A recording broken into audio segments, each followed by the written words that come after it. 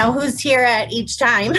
And we know that some aren't coming until 4 and then some are coming in the 5 hours. So we're just gonna roll with what it is. And since you are here, where's Katha? Did she get in? Am I in not? Oh, I'm not in gallery view. Hi, Katha. Are you on? There she is. She's muted. No. Oh, Yep. Unmute. Ask to unmute.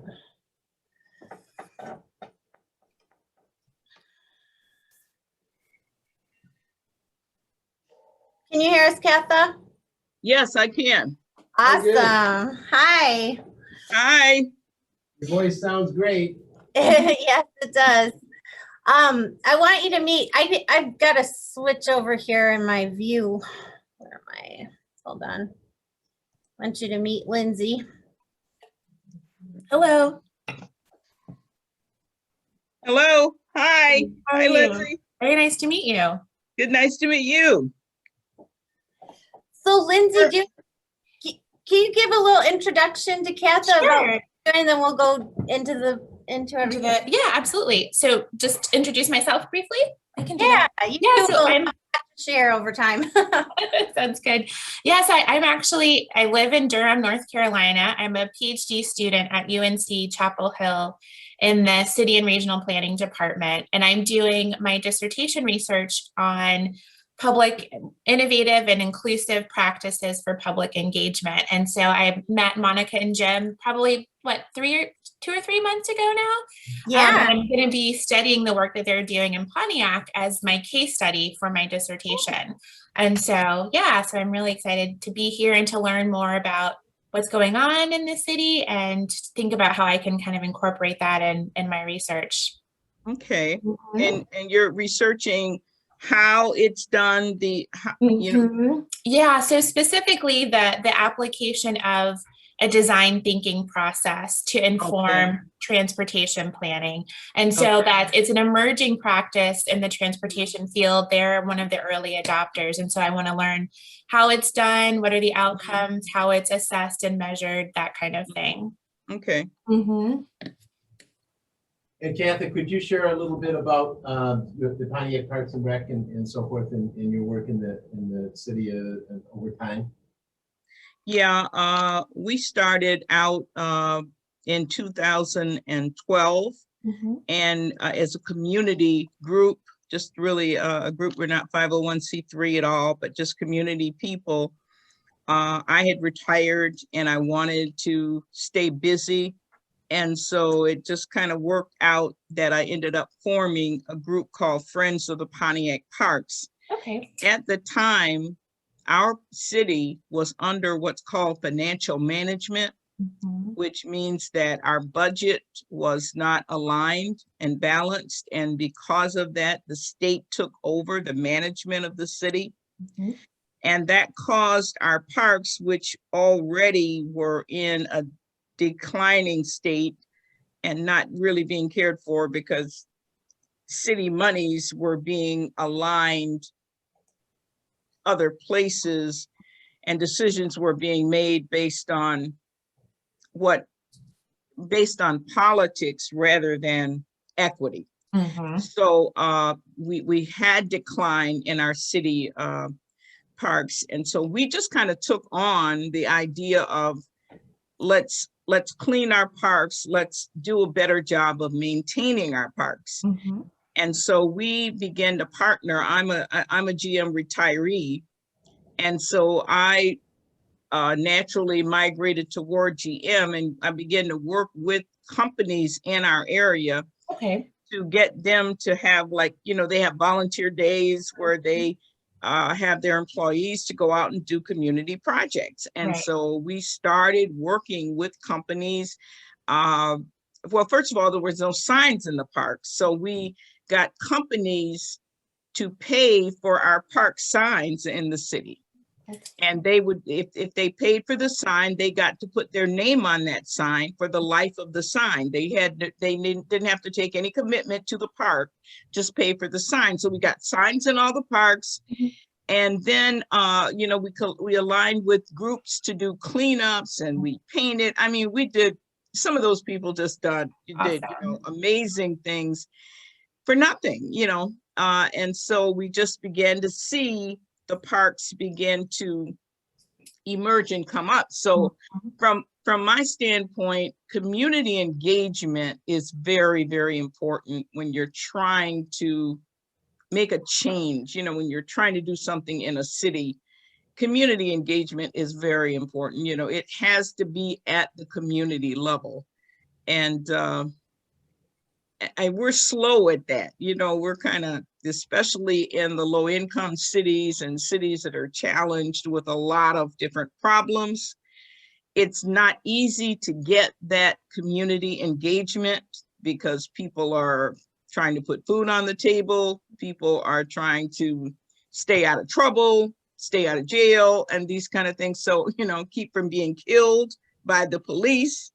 So it's not easy to get people organized and engaged around not just fixing a problem, but what you were saying, design thinking, meaning that you really get out there and imagine what you really would want to have, you know, and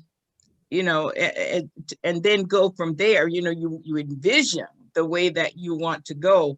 For the most part, you know, we're focused around, let's fix the nightmare, you know, let's fix what's broken. And we never get to the place of design thinking of, hey, what is it that we really would love to see in Pontiac? So good luck with your research, but that's kind of what we have been doing. And it's, you know, it has done a lot of good in that we have a lot of people in the city now who recognize what's happening in the parks, that it's been a positive, you know, dynamic happening. And so we're at the point now where we want to expand that and help it to grow further, but I may be kind of at my limit in terms of understanding how to make that happen, you know, because I just started it out as somebody that cared and wanted to be a volunteer. So hopefully, you know, we're trying to get other people involved, more of an expert kind of help to help us to move forward, to keep the organization growing, and so that we can benefit the parks even more than what we have. Right. Yeah. That's great. That's fantastic work. Before I guess my first job, once I got my urban planning master's degree, was at Rails to Trails Conservancy. And so I provided technical assistance to groups like yours all around the country who were revitalizing parks and trails. And then I also did some place-based work in New Orleans and Baltimore and DC, where we were doing those exact same things, organizing trash cleanups and bike rides and other activities to bring people to the spaces, especially people who maybe weren't aware that those assets were even available in their neighborhood, and weren't even aware of it, or, you know, just hadn't made time to go out and check out their local park or trail. And so I love, you know, groups like yours who are just really on the ground, and they're so dedicated to specific trails or parks. And I think that work is fantastic. So I applaud you.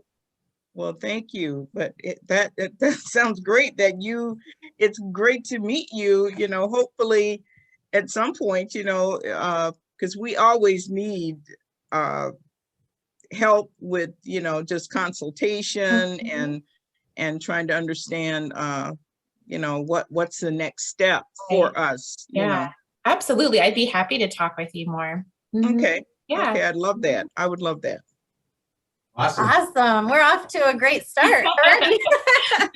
And parks are such an important part of the situation we find ourselves in with the pandemic and so forth and so on. True. Oh, definitely. People don't recognize that, generally speaking. And I think that's an important element, along with the fact that trails and Kath, the last Tuesday night, the PIREC got voted down. The what? The The Pontiac Youth Oh, the Recreation Center got Mhm. voted down. So They it's got- it So got- they're not gonna buy the building? that's correct. Right. Okay.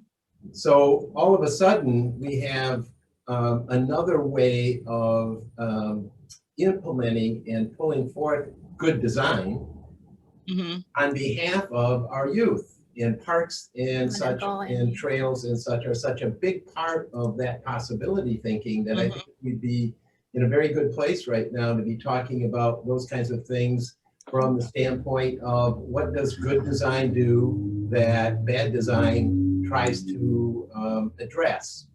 Mm-hmm. And from our point of view, from a designer's point of view, and an ecosystem's point of view, the city presents that wonderful backdrop.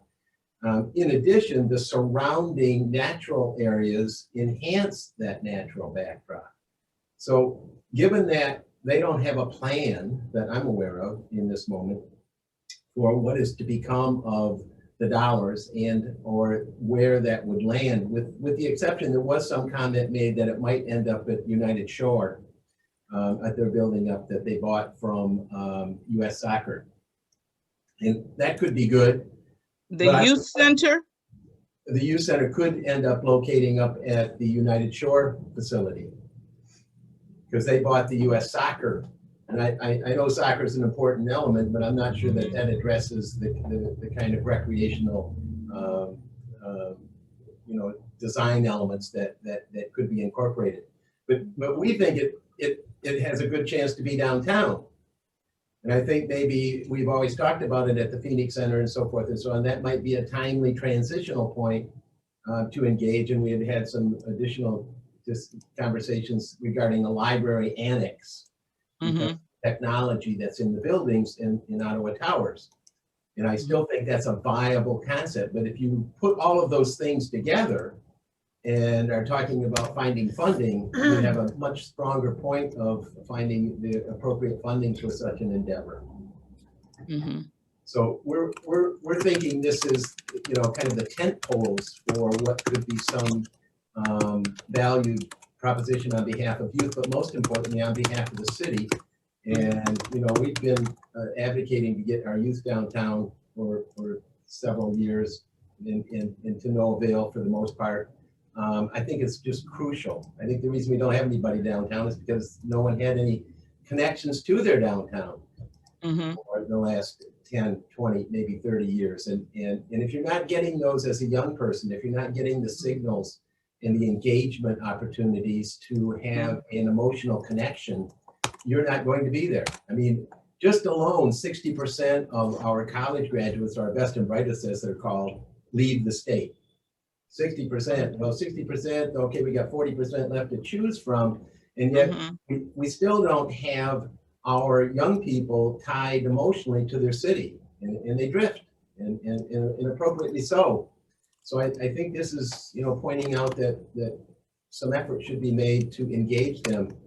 And what better than if it were done with a recreation engagement or a makerspace or a makerspace library recreation kind of central drawing card for the city, so that they begin to have some engagement and memories that are treasured that give them some sense that perhaps Pontiac is the place to live as opposed to leave. So do you have anything on the Well, I think you bring up some good points for the big deterrent that I see is the fact that it's a downtown, and parking and just being, feeling safe, parents wanting their kids to be in a place where there's some safety. And, when you can't park easily, it's going to be a problem on a daily, for a regular operation. It's going to be a problem. When you in something like that, a youth center or community center even, you have to have adequate parking. You have to have a handle on that parking. And now that the city doesn't even own the parking, it just would be extremely problematic to put that in that complex, unless they figured out a way to make that work. But you have to have access to free parking for a youth center. You're dealing with low-income people who are going to be dropping kids off, and you cannot expect them to be paying to go park a car and pick up their kids. It's not going to happen. Yeah, we agree. So that would be the detriment to it. Everything you said would be certainly, they would be good things, but it would just, the parking and the accessibility of downtown, the safety of downtown would be the downturns. Mhm. Well, the city still owns the parking, the Phoenix Center, so if They don't have the rights to the parking though, does.